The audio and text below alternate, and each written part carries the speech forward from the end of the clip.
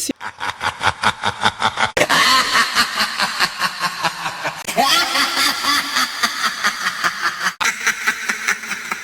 Stoker foi gerente de um teatro em Londres, onde complementava sua renda escrevendo diversos romances, sendo o mais bem-sucedido deles Drácula. Ao longo dessas décadas, grandes autores como Arthur Conan Doyle escreveram muitos contos onde criaturas fantásticas ameaçavam destruir a vida na Terra, e o Bram Stoker acabou surfando nessa onda, agradando muitos leitores na época, porém, ele só atinge esse status lendário com a obra ao longo do século XX, conforme as adaptações no cinema foram rolando. Antes de escrever o Drácula, Stoker passa anos estudando o folclore europeu e o universo vampírico, e em 1881 ele supostamente teria ficado fascinado ao ler sobre a reputação de crueldade de Vlad III Drácula, ou Vlad, o Empalador, governante romeno, que empresta até o seu nome pro personagem mais tarde, apesar de muitas diferenças entre o conde da história do Bram Stoker e essa personalidade real.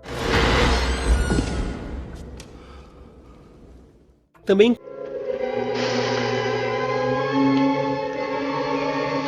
o ator Henry Irving, que trabalhava no mesmo teatro do Bram Stoker, foi a inspiração da vida real para os manieristas Stoker ofendida iniciar uma batalha legal contra os produtores do filme, que a popularidade do romance começa a crescer.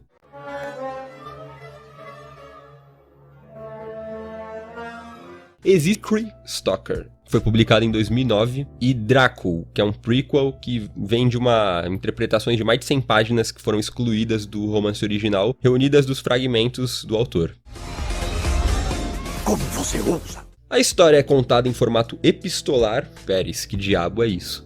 É quando um romance é mostrado para o leitor a partir de uma série de documentos como cartas, anotações, recortes de jornal, etc. Tudo acontece no mesmo ano, revezando ali entre a Inglaterra e a Transilvânia. Jonathan Harker, um advogado inglês, introduz a história visitando o Conde Drácula no seu castelo nas montanhas dos Cárpatos, na Transilvânia, para tratar da compra de um imóvel. No começo, o anfitrião se mostra gentil, gracioso, só que logo Harker percebe que havia se tornado prisioneiro do Drácula. Vagando pelo castelo, ele encontra 3 irmãs vampiras, das quais ele é salvo pelo Drácula, e aí percebe que o próprio conde era também um vampiro. Depois dos preparativos, o Drácula deixa a Transilvânia, abandona o Harker para as irmãs, e o advogado, por um milagre, ainda consegue escapar do castelo com vida. Esse formato contribui bastante para a áurea enigmática e de mistério da história, e uma das maiores qualidades da obra é essa ambientação, essa atmosfera pesada, os cenários, é isso que constrói o horror na trama e mete medo nos leitores.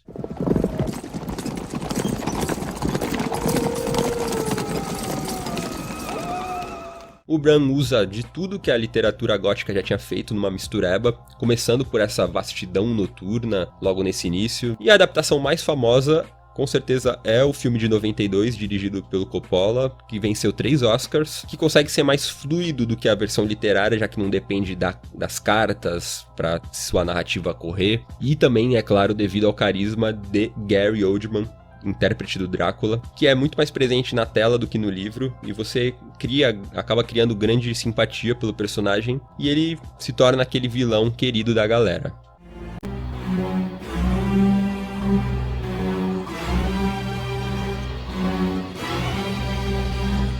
Bom, a gente fica por aqui, se preparem, que ainda vai vir muito Drácula por aí esse mês. Obrigado por assistirem até aqui, ativem o sino para receber novas notificações. Forte abraço, nos vemos por aí.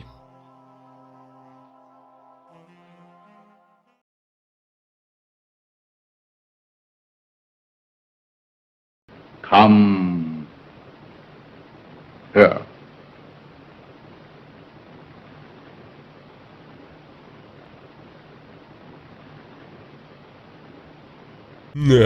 Você está no Tá em Choque, seu canal de terror, horror, suspense e algo mais. E hoje eu convido vocês para um passeio pelos primórdios do cinema para a gente brisar sobre a primeira adaptação para os cinemas de Drácula. Em 1921 é feita uma produção húngaro-austríaca chamada Drácula Halala, traduzida como A Morte de Drácula, e esse filme marca a primeira aparição na tela do personagem, apesar de pesquisas acadêmicas apontarem que o enredo não seguia muito a narrativa do livro do Bram Stoker. Como a maioria dos filmes do diretor Carol Leigh, não sei se eu falei certo, esse filme é considerado perdido e é impossível ter qualquer acesso ao material hoje em dia.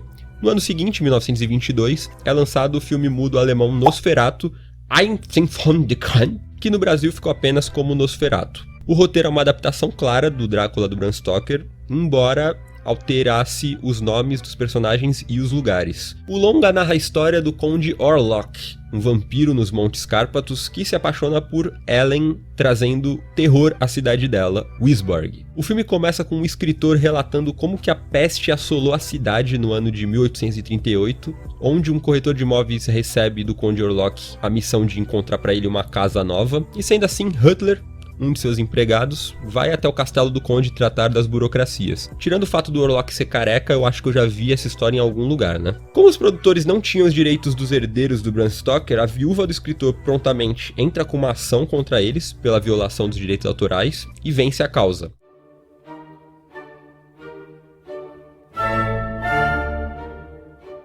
A justiça então ordena a destruição das cópias do filme, porém algumas delas, entre as muitas distribuídas, permaneceram guardadas e hoje em dia estão disponíveis. O filme, na época do lançamento, teve um puto investimento em marketing. A sua pré-estreia aconteceu no Jardim Zoológico de Berlim, na chamada Festa do Nosferatu, onde geral compareceu vestido a caráter, deve ter sido louco o rolê, teve orquestra, dançarina, foi uma zona. As críticas foram excelentes no geral, sendo a única baixa apontada para a clareza das imagens e a perfeição técnica que não seriam compatíveis com o gênero de terror, e que o vampiro era retratado de uma forma muito humana, não tendo aquele efeito realmente assustador.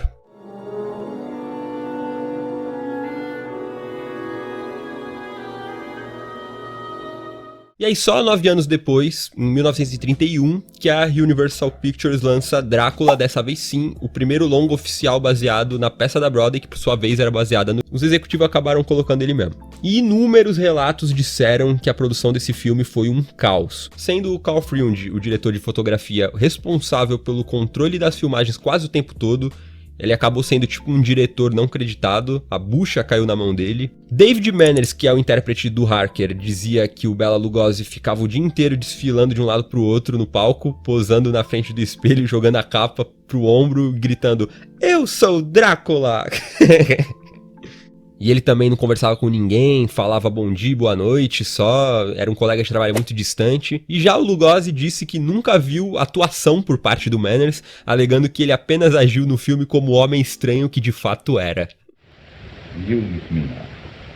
O filme foi uma grande aposta pro estúdio, que não sabia se o público americano ia se interessar muito por uma história de terror que não tivesse nenhum alívio cômico. E apesar de tudo isso, Drácula acabou sendo um baita sucesso de bilheteria. Os jornais falaram que as pessoas desmaiaram em choque durante as sessões. Claro, uma publicidade orquestrada pelo próprio estúdio, que atraiu vários telespectadores pela curiosidade. E o filme deu um lucro de $700 mil, o maior lançamento da Universal naquele ano. A crítica chamou de o melhor dos filmes de mistério e teve destaque a sua atmosfera assustadora, que fez jus ao material de origem. O filme teve 2 censuras, um epílogo, onde, como de costume nos filmes antigos, um dos atores dá um aviso pra plateia de que eles não deveriam se preocupar quando chegassem em casa naquela noite e apagassem as luzes, e caso eles vissem algo se mexendo pelas cortinas, pois certamente não seria um vampiro. Isso foi removido do filme porque tiveram medo que pudesse incentivar as pessoas a ter crenças no sobrenatural, pois é, mesmo a sociedade, religião e pá. E também no final, com os gemidos de morte do Drácula, eles editaram e silenciaram parte dos gemidos, assim como os gritos do advogado quando ele é morto, e só foram restaurados esses áudios muito tempo depois, quando o filme saiu em DVD. O filme então recebeu no mesmo ano uma segunda versão, filmada no mesmo estúdio, só que com a língua espanhola, outros atores e tal, que é uma coisa bastante comum nos estúdios na época. Eu sou Drácula. E é isso, esse foi o vídeo de hoje. Achei importante falar sobre esses 2 filmes mais o Halala, já que todos são, cada um à sua maneira, a primeira adaptação cinematográfica do Drácula. Deixa o like pra ajudar e a gente se vê por aí. Falou!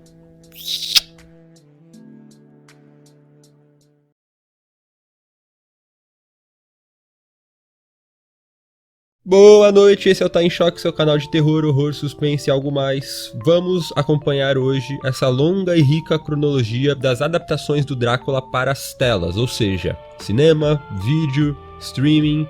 Então se preparem que aí vem material a rodo. Lembrando que essa é a parte 1, apesar de ser uma cronologia completa por si só. O que eu fiz? Eu decidi separar todas as obras, digamos, convencionais do Drácula, onde o personagem e o universo dele de fato são mostrados. seja como protagonista, antagonista, personagem secundário. E na parte 2 eu vou focar somente naquelas obras mais populares, como os desenhos, as comédias, aqueles crossover maluco, tipo Batman e Drácula, sabe? Ou seja, onde o personagem aparece de uma maneira não convencional. Sem mais delongas, preparem as suas estacas e bora, me sigam, let's go, yo!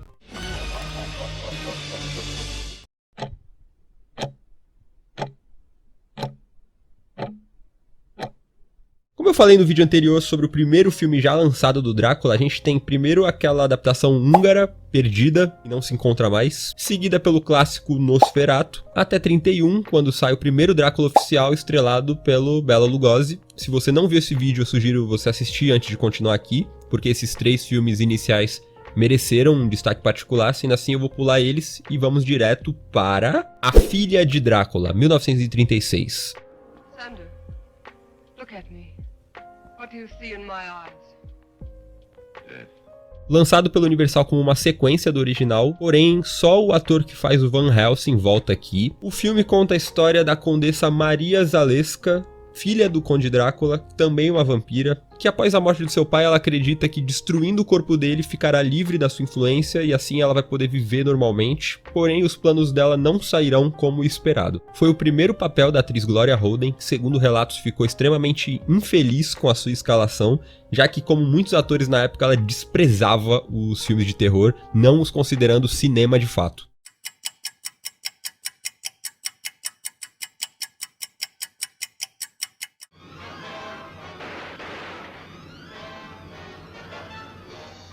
Em 43 sai A Filha e entra O Filho de Drácula, esse que é o primeiro filme em que é mostrada a transformação de um vampiro num morcego em tela. Na trama, o conde húngaro Alucard chega nos Estados Unidos, numa fazenda em Nova Orleans. Catherine, uma das filhas do coronel, se envolve amorosamente com ele, mas tudo é abalado quando seu pai aparece morto misteriosamente. 2 anos depois temos A Casa de Drácula, onde a gente vê um crossover entre o Drácula, Frankenstein e o lobisomem. O ator Lon Chaney Jr., que interpreta o lobisomem, trouxe várias dificuldades para a produção por conta do seu problema com bebidas, sendo excluído de outros projetos posteriores da Universal por conta disso. E apesar disso, o filme foi um sucesso comercial na época.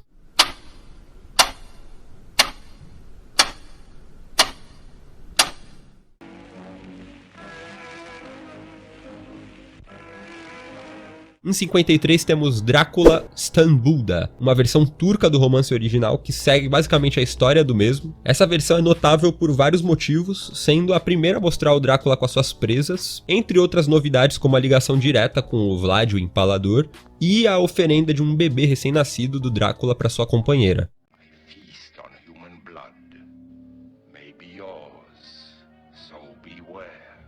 Nesse ano temos também um filme americano para TV, O Retorno de Drácula, que é em preto e branco, porém possui uma sequência com cores que mostram sangue, um filme de orçamento baixo que trazia o renomado ator Francis Lederer no papel principal. Estou feliz por ter chegado bem. É o Conde Drácula? Sim, sou Drácula e dou-lhe as boas-vindas. Ainda em 58 vem Drácula, ou Horror de Drácula, como ficou conhecido nos Estados Unidos, dirigido por Terence Fisher, o primeiro filme onde o saudoso Christopher Lee surge como Drácula. O personagem dessa vez surge na sua versão mais caprichada até então, com as presas, lente de contato vermelha, e o Christopher Lee também introduziu uma sexualidade sombria no personagem. O filme segue direitinho a história do livro, custou $81 mil para ser feito e lucrou $3.5 milhões, um sucesso absurdo de bilheterias. A revista Time Out fez uma pesquisa que classificou ele na posição 65 dos melhores filmes britânicos de todos os tempos. Com tamanho sucesso, o filme ganhou mais 8 sequências, todas estreladas pelo Christopher Lee.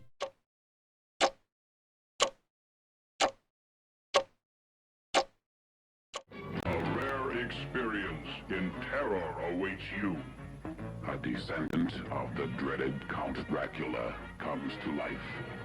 Em 1967, o diretor Herschel Gordon Lewis, conhecido como Padrinho do Gore, nos entrega A Taste of Blood, filme de terror onde um empresário de Miami chamado John recebe uma encomenda da Inglaterra contendo 2 garrafas de cunhaque de seu ancestral e após bebê-las ele se torna um vampiro. Usando de seus poderes, o John deixa a sua esposa em transe enquanto viaja para a Inglaterra atrás de vingança contra os descendentes de Van Helsing, o responsável pela morte de Drácula.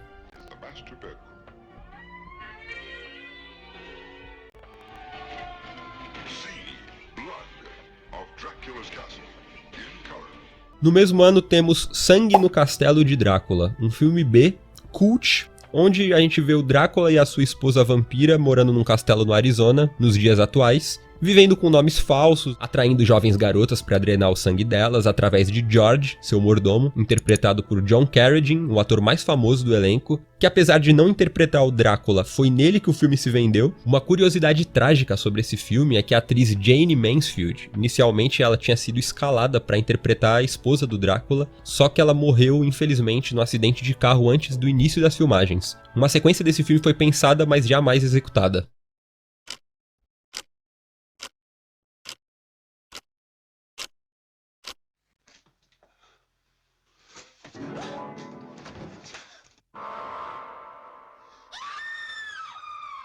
Em 1971 temos Lake of Dracula, uma produção japonesa de terror.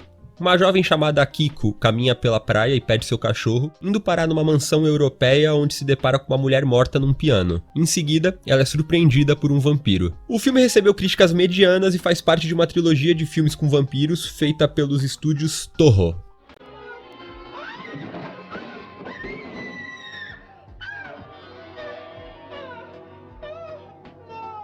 E ainda nesse mesmo ano que os dois amigos voltam a se encontrar em Drácula vs Frankenstein, onde o cientista louco Dr. Duria tenta reviver o monstro de Frankenstein e para isso conta com a ajuda do Conde Drácula, que em troca espera conseguir um soro que lhe dê a capacidade de sair à luz do sol, o tornando invencível. O filme recebeu críticas negativas, principalmente por conta de sua enorme escuridão que dificultava a visualização das cenas de ação.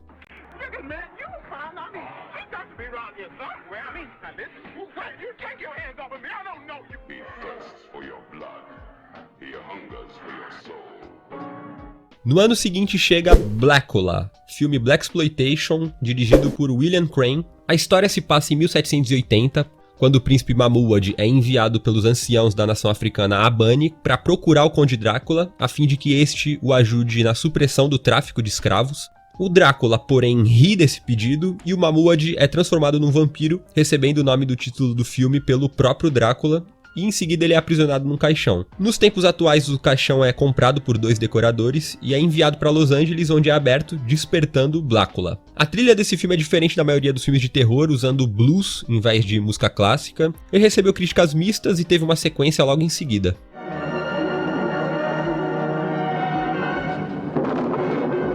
Em 74 sai mais um Drácula de Bram Stoker, filme britânico feito para TV, com Jack Palance no papel título.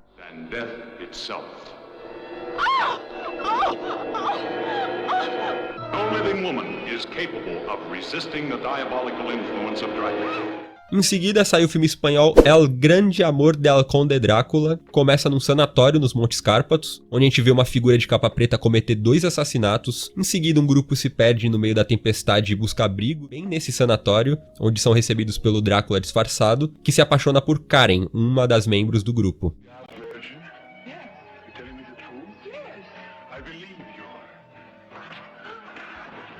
Ainda esse ano, o Udo Kier interpreta o vampiro em Sangue para Drácula. Aqui o conde chega na Itália para se deleitar com o sangue das virgens, porém encontra dificuldades para isso devido à falta de virgens presentes no país. É mole ou não? O Roman Polanski faz uma participação especial nesse filme e ele arrecadou um total de 340 milhões de liras italianas.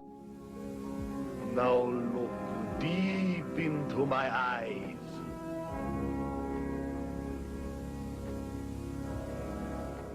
No ano seguinte sai Diáfula, um filme de terror feito totalmente em linguagem de sinais, contendo uma narração para quem não entende. É o primeiro filme desse tipo já feito e conta uma história de um jovem que não consegue controlar o seu desejo de matar pessoas por sangue e a investigação policial em busca do assassino. É um filme independente feito pela comunidade dos surdos e recebeu muitos elogios pela cinematografia de qualidade que ele tinha.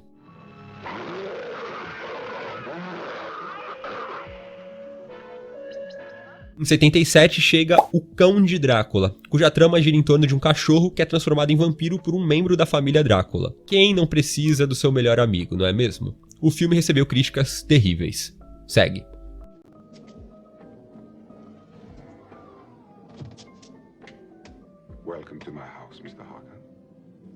No mesmo ano sai outra adaptação do Bram Stoker para televisão, produzida pela BBC, que curiosamente é uma das mais fiéis ao livro original. Louis Jourdan, que é a intérprete do Drácula, ele refletiu que o interessante do personagem é que a sua vilania é muito atraente. E se o público chegar em algum momento a se perguntar se o Drácula está certo no que ele fala, então o trabalho está concluído. Pois ele realmente acredita ser um anjo caído, que faz o que pensa ser o certo. Para mim, ela não parece muito bem. Talvez um pouquinho pálida. Conde Drácula, não fomos apresentados. Este é... sim, Jonathan Harker, meu procurador inglês. Outra adaptação chega em 79, dessa vez tomando mais liberdades e focando mais no romance do que no horror, e teve uma bilheteria modesta, sendo considerado um fracasso pelo Universal.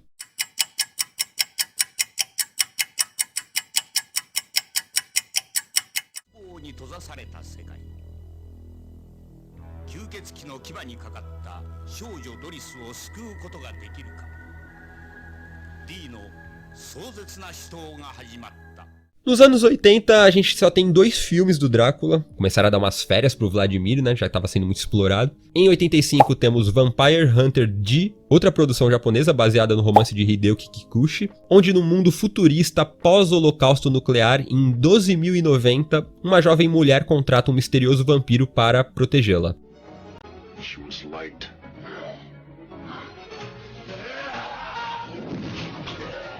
E em 89 sai To Die For, filme americano, onde o Príncipe das Trevas ressurge em Los Angeles com um novo visual e uma nova vida, até surgir um velho inimigo que quer acertar as contas. Esse filme chegou até a receber uma sequência 2 anos depois.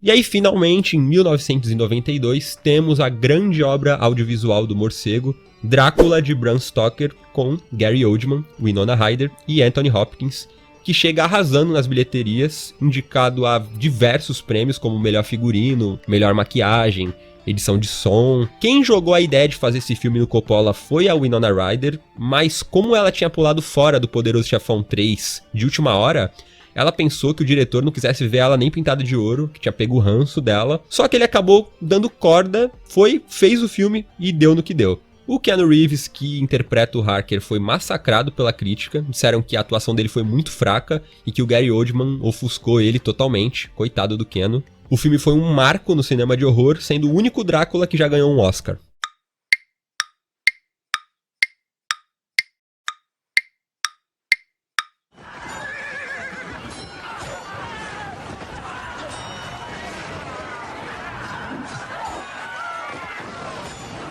Chegando no novo milênio, estreia no Dia das Bruxas, O Príncipe Sombrio, a verdadeira história de Drácula. Um filme americano de guerra e terror que mostra Vlad o Empalador e suas intrigas políticas contra os turcos. Alguns críticos gostaram dessa nova abordagem, já que a história padrão do Bram Stoker naquela altura já tinha sido explorada 1 milhão de vezes. E ainda em 2000 sai o quê?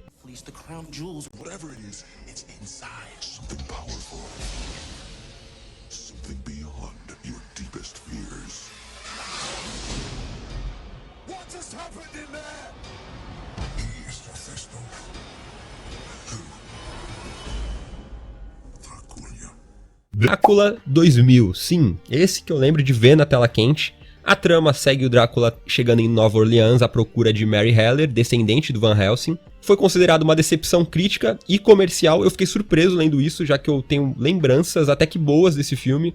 Aquele lance do Drácula ser reencarnação de Judas, toda a pegada anos 2000, eu não achava ruim não. O filme conta com uma trilha sonora de rock e metal e ganhou 2 sequências direto para vídeo, Ascension e Legacy. What it's like, Charlotte, to live forever in darkness eternal, forever thirsting for... E aqui a gente tem também o anime de Vampire Hunter D, mais especificamente o terceiro romance do Hideyuki, que tem um visual muito bacana e recebeu críticas muito favoráveis.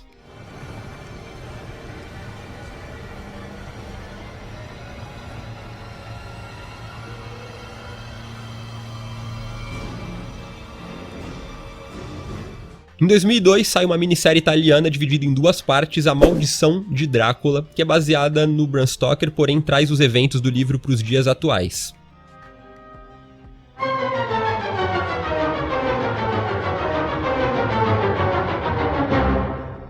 Também aqui vem a produção canadense Drácula, Páginas do Diário de uma Virgem, um filme de terror com dança, que traz outro Drácula oriental que visita Londres e é convidado para a casa de Lucy, a quem, é claro, ele acaba mordendo. Inicialmente lançado para TV, esse filme acabou indo para os cinemas em 2003 devido à sua ótima. Esse filme tem o melhor lobisomem já feito em tela até hoje.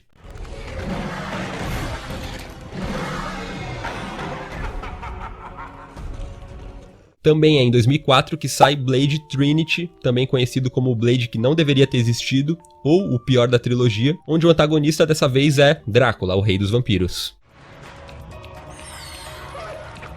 The lord of an unholy empire and the captain of an unsuspecting crew begin a battle that will turn the heavens into...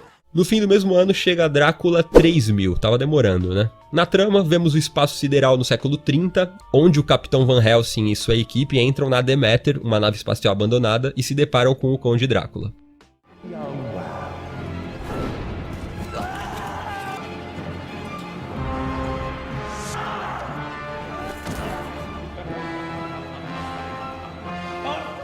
Em 2008, O Convidado de Drácula de Bram Stoker. Esse é outro que leva o Bram Stoker no nome, porém é muito vagamente baseado e quebra até a quarta parede, percebam. O jovem Bram Stoker trabalha na Inglaterra vitoriana numa empresa imobiliária. Sim, eles transformaram o escritor num personagem, até que ele tem a chance de impulsionar sua carreira encontrando um lar para o Conde Drácula. O filme teve um orçamento minúsculo e isso fica muito evidente quando você assiste, tendo assim críticas horríveis.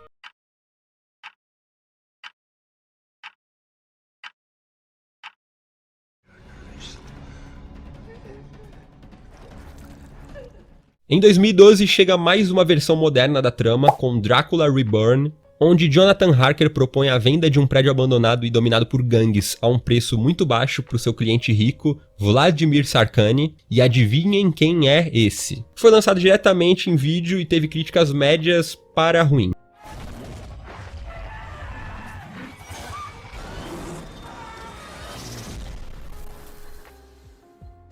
Daí a gente ainda tem depois Santo Drácula 3D, filmado no Reino Unido, mistura terror, romance e erotismo, e é, segundo aqui o oráculo, melhorzinho do que o anterior, ou seja, deve ser ruim também. Prince of Darkness. I love you. Em 2013 é lançado Drácula 2012. Sim, surfando naquela onda do fim de mundo que não aconteceu. Se trata de uma produção indiana 3D, e a maioria das críticas detonaram tudo no filme, o enredo, as atuações, o próprio 3D de má qualidade que parecia amador, que o Sci-Fi.com chamou de desperdício de tempo e dinheiro. He would launch a reign of terror that would last 100 years. Wrath, the Lightbringer isn't here. Find it. Drácula, o Príncipe Sombrio, também de 2013, filmado na Romênia, é uma reimaginação do clássico que mostra mais um embate do Dr. Van Helsing contra o Coisa Ruim, e a sua direção foi apontada como sem brilho pela crítica, que também declarou que os cenários eram baratos e o CGI era terrível. All you have to do is let me in.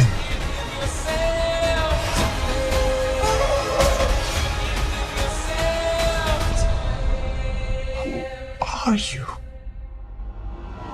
Por fim, despertamos em 2020, nos dias modernos, onde no início do ano, 1º de janeiro, foi lançado Drácula, série da Netflix, dividida em 3 episódios de 90 minutos. A série é baseada no Bram Stoker, porém dá toda uma repaginada nos eventos, desconstrói a parada toda. O Drácula é bissexual, o Van Helsing é uma mulher, eles são todo descolado no modo como eles falam e agem. É uma série bem cômica. Eu adorei, de verdade, o primeiro episódio, do começo ao fim, mas infelizmente nos 2 seguintes o roteiro dá uma escorregada. Ainda assim eu acho que vale a pena assistir. As pessoas no geral gostaram muito dela, embora eu não sei se vai rolar uma continuação devido ao modo como ela se encerra. Eu acho improvável. E é isso, consegui minhas vítimas. O bagulho deu trabalho dessa vez, viu? O personagem pra ser rico imaterial. Por hoje a gente termina a jornada do Príncipe das Trevas. A gente falou o quê? Umas 50 obras? Isso porque ainda tem a parte 2, onde eu vou falar o resto. E também aguardem que logo a gente vai ter uma cronologia Drácula nos games. Eu espero que vocês tenham gostado. Não esqueçam de compartilhar para dar aquela ajuda pro companheiro aqui. Fiquem com Deus e não convidem nenhum estranho de capa para entrar na casa de vocês. Abraço, meus queridos. A gente se vê por aí.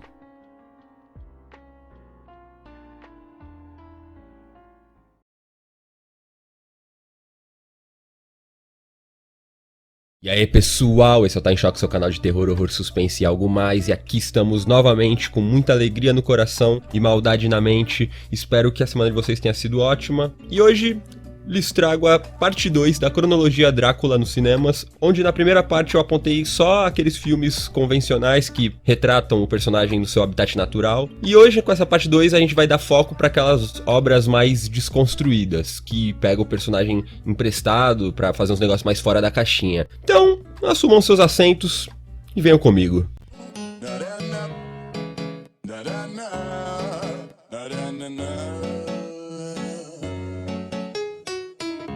E o primeiro filme porra louca envolvendo o vampiro é de 1948 no filme Abbott e Costello Encontram Frankenstein. Essa dupla era conhecida já por diversos filmes de comédia, e esse filme marca o primeiro onde eles encontram os personagens clássicos de terror da Universal. E na trama, um cara faz um telefonema urgente pra Chick e Wilbur, personagens do Abbott e Costello que trabalham de balconistas numa estação ferroviária. O homem tenta alertar eles sobre o perigo de uma encomenda que estava para chegar, já que nela haviam os restos mortais do Conde Drácula e do monstro Frankenstein. Porém, antes dele falar, ele acaba vendo uma lua cheia e se transforma num lobisomem e começa a destruir o hotel. O Wilbur acha que é algum tipo de trote e desliga o telefone, e a dupla acaba abrindo a encomenda. Esse filme foi um puta sucesso na época, custou $800 mil e faturou 3.200.000 e trouxe até o Bela Lugosi como o Drácula de volta e uma participação especial do Vincent Price como a voz do Homem Invisível. Helen, don't look at me like that.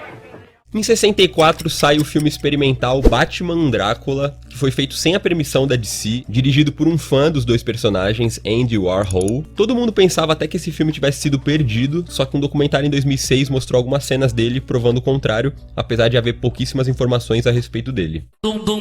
2 anos depois temos o clássico Billy the Kid vs Drácula. O filme traz o famoso fora da lei tentando salvar sua noiva do Drácula, que quer transformar ela numa vampira. Infelizmente, as balas do seu revólver não são páreas para um vampiro. O John Carradine, o ator que faz o Drácula, diz que não se arrepende de nada da sua carreira, de nada, exceto esse filme. Ele disse que foi terrível e que nem se lembra de nada da produção, já que na maior parte do tempo estava louco de drogas.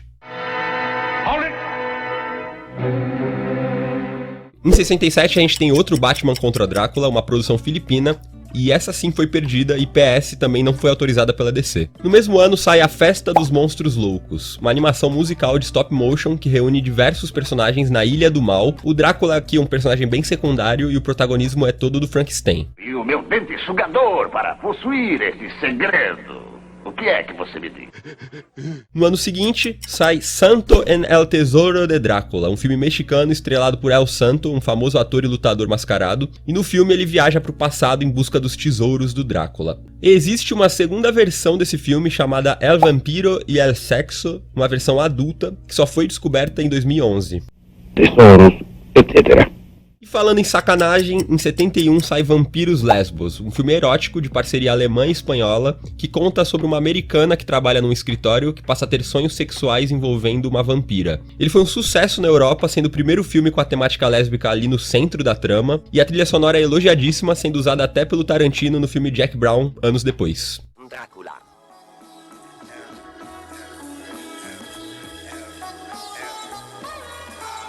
Em 72 a gente tem outra comédia, uma animação chamada Mad Monster, onde Henry von Frankenstein cria uma noiva para o seu monstro e depois ele convida muitos outros monstros para o casamento deles, como o Drácula, a Múmia, etc. Foi chamado de visualmente deslumbrante pela crítica, só que devido ao péssimo roteiro, um passeio decepcionante.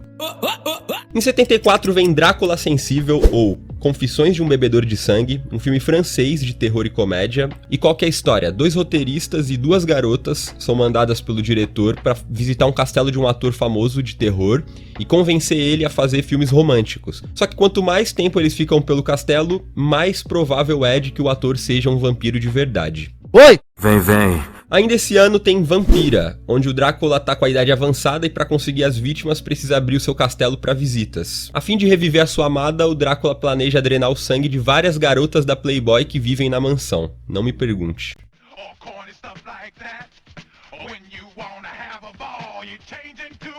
1977 estreia The Dragon Lives Again, uma comédia de artes marciais. Após a sua morte prematura, Bruce Lee acorda no submundo, uma cidade que é dominada por uma gangue criminosa formada pelo Drácula, pelo James Bond e Clint Eastwood, que aterrorizam todos os seus habitantes ali no pós-morte. Para combater os ataques dessa máfia, o Bruce cria uma escola de artes marciais para ajudar as vítimas a se defenderem. O filme não foi considerado uma grande obra pela crítica, só que a maioria aplaudiu a sua capacidade de ser ridículo, no bom sentido, e o seu surrealismo. Oi! Vai! E no final dos anos 70 vem Noturna, a Neta de Drácula. Comédia onde a casa do Drácula passa por dificuldades financeiras e o seu castelo ancestral vira um hotel. A gerente do lugar é a bela e sensual Noturna, neta do conde, que faz do lugar um cabaré cheio de música e festa, até que se apaixona por um músico.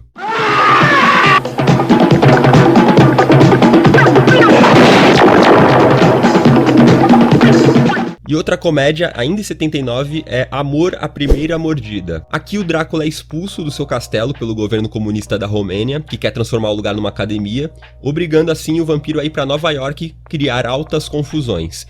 Incrivelmente, esse foi um dos maiores sucessos envolvendo o personagem, custando 3 milhões para ser feito e faturando 44 milhões. Foi aclamado pela crítica, indicado a vários prêmios, incluindo um Globo de Ouro. Por isso eu acho que é bom você dar o fora daqui.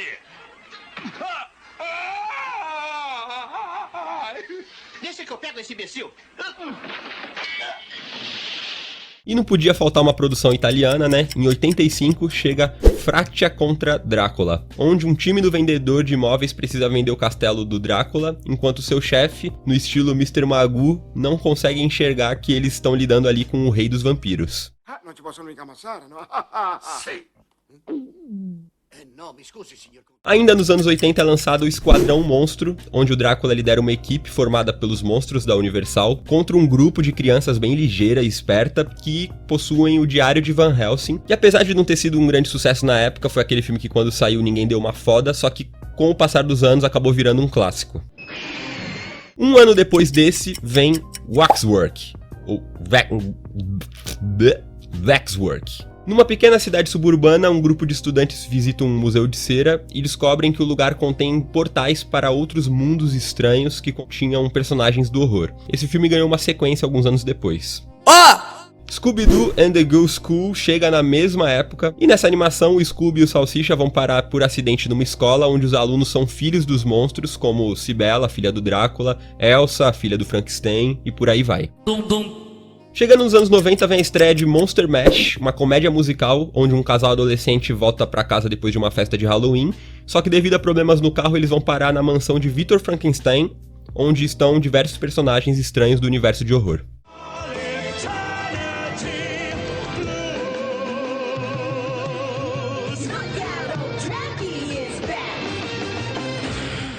Mais um clássico da comédia chega em 95 com Drácula, Morto Mais Feliz, estrelado pelo mito Leslie Nielsen. O filme funciona como uma paródia do Bram Stoker e a reação da crítica foi a pior possível, massacraram de todas as formas, algo que eu jamais vou entender, vou defender essa obra-prima até o meu último suspiro.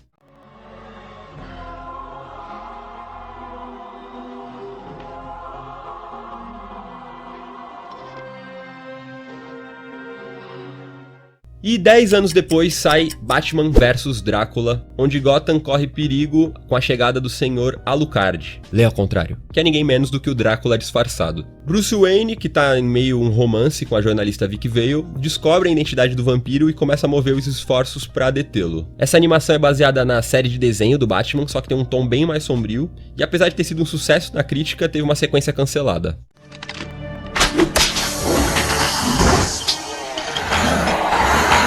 Em 2012 chega a animação Hotel Transilvânia, onde o Adam Sandler empresta sua voz pro Conde Drácula.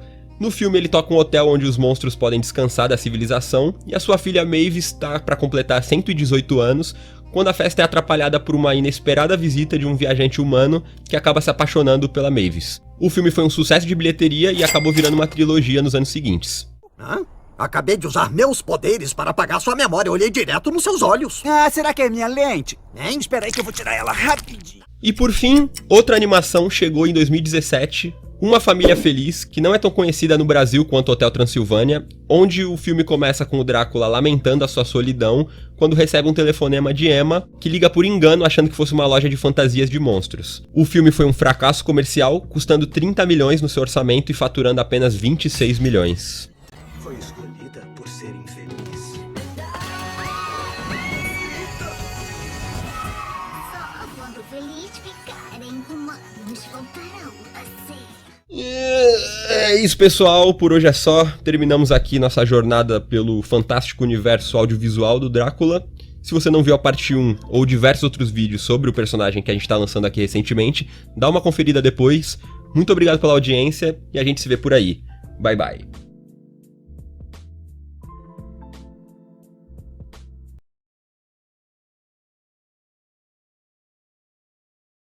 Yo, esse é o Tá em Choque, seu canal de terror, horror, suspense e algo mais. E chegamos para mais um vídeo, o último dessa nossa maratona dedicada ao vampiro dos vampiros. Passaremos hoje então por toda a linha do tempo dos games de Drácula, passando por gerações. E como o oráculo me informa aqui, somente a saga Castlevania vai ficar de fora, assim como nos vídeos anteriores, porque o comitê Tá em Choquístico concordou que trata-se de um universo tão rico e extenso que merece vídeos que tratem somente dele e que na hora certa irá aparecer aqui no canal. Dito isso, vamos lá, eu peço que deixe aquele like para ajudar, compartilhem o vídeo caso gostem e ativem o sininho para receber as notificações. Let's go!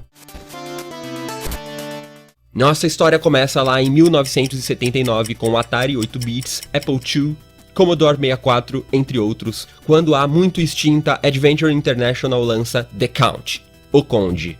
Uma aventura a texto onde o personagem do jogador foi enviado para derrotar o Conde Drácula pelos moradores da Transilvânia e para isso deve conseguir e usar os itens encontrados pelo castelo do vampiro. O jogador se move de um lugar para o outro resolvendo quebra-cabeças e tudo é movido a texto. Ao longo de 3 dias, certos problemas precisam ser resolvidos e os eventos ocorrem em horas específicas. O protagonista precisa evitar ser atacado nas 2 primeiras noites para terminar a história. Jogo interativo de aventura muito elogiado na época. 7 anos depois, em 1986, sai o game Nosferatu The Vampire. Nosferatu, quase sempre queimando a largada e querendo ser a primeira adaptação do Drácula, feito para computadores como Amstrad CPC, desenvolvido pela Design, segue a mesma narrativa do filme, com Jonathan Harker explorando o castelo para encontrar documentos, enquanto a sua esposa Lucy persegue o vampiro que mora lá. O jogo possui 3 estágios diferentes e em cada um você assume um personagem diferente, Jonathan no primeiro, Van Helsing no segundo e Lucy na terceira. Os cômodos do castelo são exibidos de forma isométrica e você pode armazenar 4 itens como arma, ferramenta ou item de cura. Esse aqui já focava mais na ação e foi elogiado por seus gráficos e animação, sendo comparado na época com The Great Escape, outro grande game no mesmo ano que seguia a mesma pegada.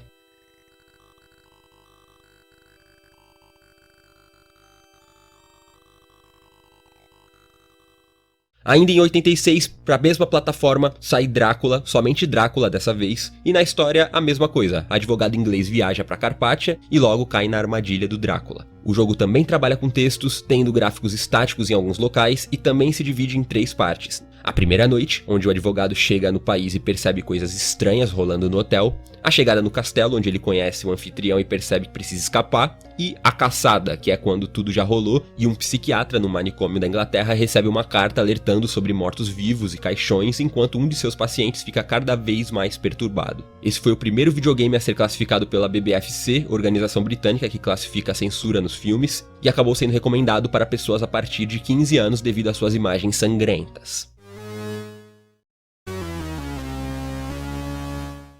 Em 91 temos Drácula, The Undead, para Atari Lynx, vagamente baseado no romance e usa o Bram Stoker como narrador. Novamente, assumimos o Harker tentando escapar do castelo após acordar o Drácula e explorando de sala em sala. É um point and click, podemos interagir com diversos itens e conversar com os outros personagens. Foi considerado o jogo mais desafiador até então, sendo uma de suas falhas a falta da opção salvar. Você tinha que zerar tudo numa talagada só se quisesse ir até o final.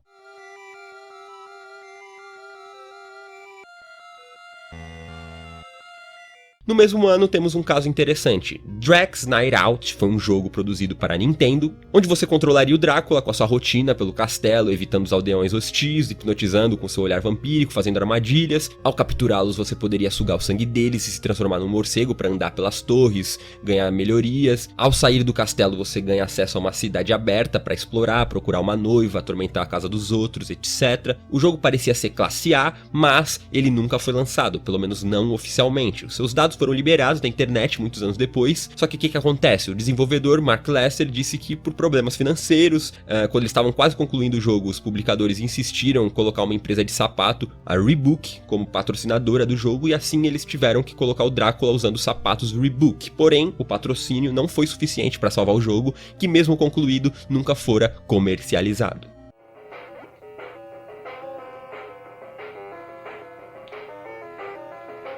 No ano seguinte sai para PC Drácula Hakushaku, outra aventura a texto exclusiva do Japão. O Drácula chega no castelo só para encontrar cadáveres de mulheres com quem teve relacionamentos no passado. O conde começa então a repensar as coisas e recriar as suas aventuras, lembrando de todas as mulheres que já havia seduzido, matado ou transformado. Porém, o seu arqui-inimigo, o caçador Abram Van Helsing, também está recriando seus passos. Durante as inúmeras cenas de sexo que tem no game, aparecem ícones, alguns deles de interação sexual e outros como morder, que permite que o jogador transforme a vítima. Tem uma arte de anime e é um jogo de terror mais 18 com aventura.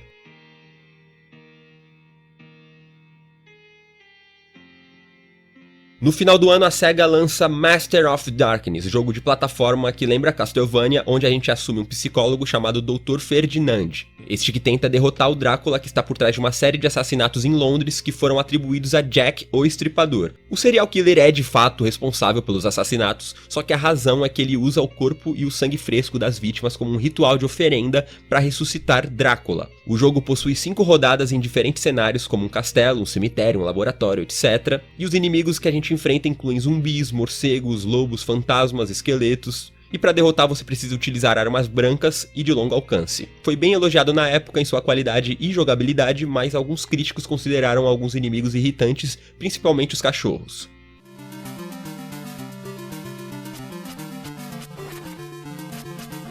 No ano seguinte, em 1993, para SEGA e para PC, sai Drácula Unleashed. Um dos primeiros games a fazer uso de full motion nos vídeos, técnica de exibição nos jogos, e na história a gente assume um jovem empresário no Texas chamado Alexander Morris, que vai para Londres no inverno de 1899 pesquisar eventos estranhos que envolviam a morte do seu irmão 10 anos antes. No processo, ele conhece uma inglesa por quem se apaixona e mais tarde descobre algo que não sabia. O seu irmão fazia parte de um grupo secreto responsável pela destruição do lendário vampiro Drácula. Como Alexander, o jogador transita por Londres acumulando itens pelas viagens, investigando o passado de Drácula. O jogo tem uma atmosfera assustadora e partituras musicais que, unidas às imagens de sangue, causam arrepios. Também recebeu classificação 15 anos. Where will Betsy be taking us today, sir? Logo depois sai Drácula de Bram Stoker para Mega Drive, Nintendo, Game Boy e a porra toda, cada console com um estilo diferente. Na maioria o personagem principal é o Jonathan Harker. Em suas versões 8 bits, como a de Game Boy, foi considerado o 21º pior videogame de todos os tempos pela revista Flex. Já as de 16 bits, as plataformas eram idênticas, mudando apenas alguns detalhes. Ao longo dos níveis, na pele do Jonathan, o Van Helsing o ajudará fornecendo armas avançadas e a gente percorre por 6 estágios diferentes, lutando contra o Drácula em diversas formas, como morcego, forma jovem, forma de lobo, cavaleiro, etc.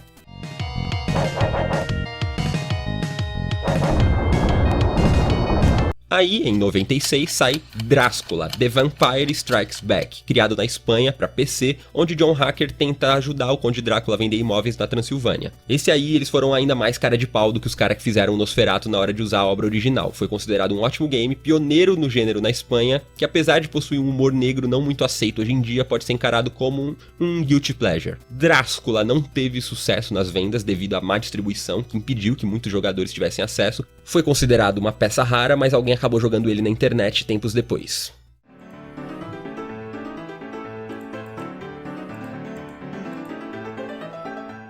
Em 99, já na era PlayStation, é lançado Drácula Resurrection, game de aventura que se passa em 1904 na Transilvânia, que acompanha eventos após o final do livro do Bram Stoker. 7 anos após a morte do Drácula, a esposa de Harker, Mina, se vê misteriosamente atraída pela Transilvânia. O Jonathan viaja para resgatá-la quando assumimos o seu papel num point and click para resolver os quebra-cabeças e navegar pelo mundo do jogo. Teve uma recepção mediana, onde elogiou-se muito os seus gráficos e os quebra-cabeças no game, porém criticaram a dublagem e o fato do jogo ser muito curto. Vendeu 200 mil unidades, sendo um baita de um sucesso comercial, resultando em diversas sequências, sendo a primeira Drácula 2 The Last Sanctuary.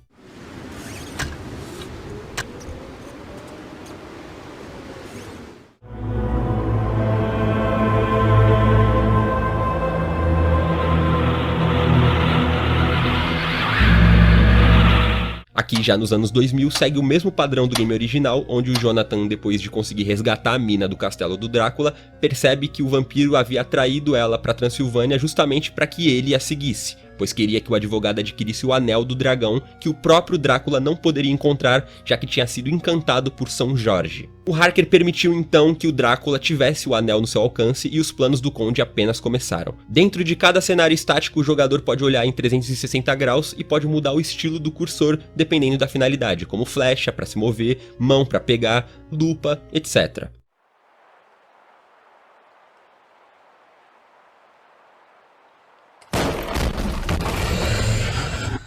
Em 2003 temos mais um Nosferatu, The Wrath of Malaki, jogo de tiro em primeira pessoa survival horror e que a história conta uma nova versão do romance original. As armas do jogador são os punhos e uma espada de prata, fora algumas armas de fogo. O objetivo é procurar membros de sua família pelo castelo dentro do prazo de 1h30. Os parentes vão morrer se você não conseguir resgatar eles a tempo, eles morrem e você perde o progresso.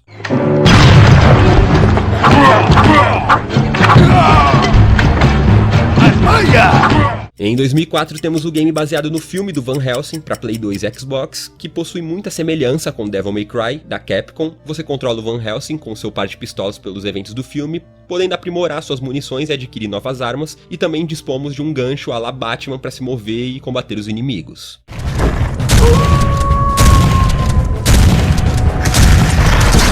Em 2006 sai para PC Drácula Twins, game plataforma que usa uma movimentação bidimensional em um ambiente tridimensional onde o Drácula foi capturado pelo Dr. Lifelust e a sua ordem de caçadores de vampiros.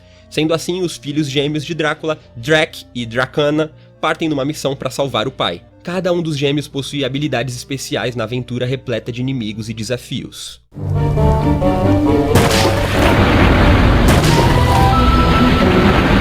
Já em 2008 sai a terceira parte da série Drácula Resurrection, Drácula 3 The Path of the Dragon. Também point and click para PC, que apesar de ser sequência, a história não segue os dois games anteriores. A história é em 1920 e segue o padre Arno Moriani, enviado à Transilvânia para investigar a canonização de uma médica recém-falecida. Porém, o padre logo descobre que essa médica estava envolvida em uma batalha contra o Drácula, passando-a lentamente e acreditando nas histórias conforme vai investigando. That respect, but I hope I'm not bothering you, Doctor. Call me Maria, please, and I'd be very happy to help you. No mesmo ano sai Drácula Origin, game independente nos mesmos moldes do anterior que segue o Van Helsing atrás das origens do Drácula. Suas aventuras passam por diversos lugares como Londres, Egito, Transilvânia, o gameplay é em terceira pessoa e avançamos pela história interagindo com diversos personagens e usando objetos coletados. O game possui um sistema de ajuda progressivo que fornece ao jogador preso nos quebra-cabeças cada vez dicas mais óbvias e detalhadas para ajudá-lo a avançar.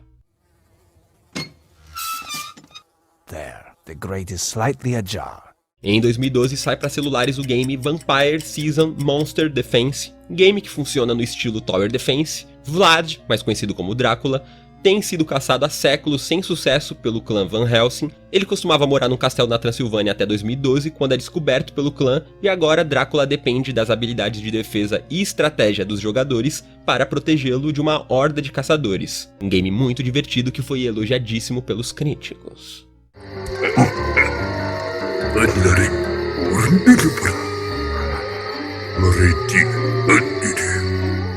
2013 sai para PC, Play 4 e Xbox One The Incredible Adventures of Van Helsing, onde controlamos o filho do Van Helsing original e se passa numa Europa fictícia do século XIX com monstros, magia, tecnologia estranha. Trata-se de um RPG de ação que recebeu 2 sequências nos anos seguintes. We'll talk about this later. Fine.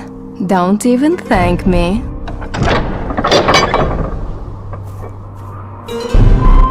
Ainda em 2013 sai Drácula 4 The Shadow of the Dragon, da série Resurrection, este que é a sequência direta de Path of the Dragon, que conta a história de Ellen Cross, uma restauradora de artes que trabalha no museu. Quando uma coleção preciosa é perdida no mar durante uma tempestade, a Ellen é chamada para investigar, pois uma das pinturas aparentemente teria sido leiloada em Budapeste. Sua investigação a coloca em contato com o bisneto de Bram Stoker.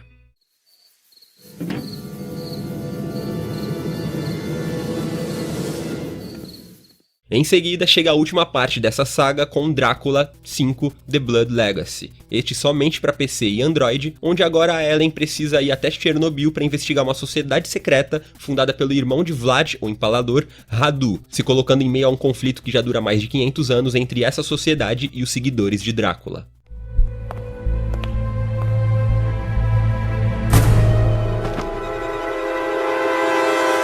E esse game encerra a nossa cronologia. Eu confesso que os únicos desses citados que eu joguei sério foram os de Play 1, o Resurrection, etc. Eu lembro que era muito gostoso de jogar, apesar de ser meio paradão. E vocês, quais dessa lista já jogaram? Comentem aí, por favor. Obrigado pela audiência, a gente se vê por aí e falou!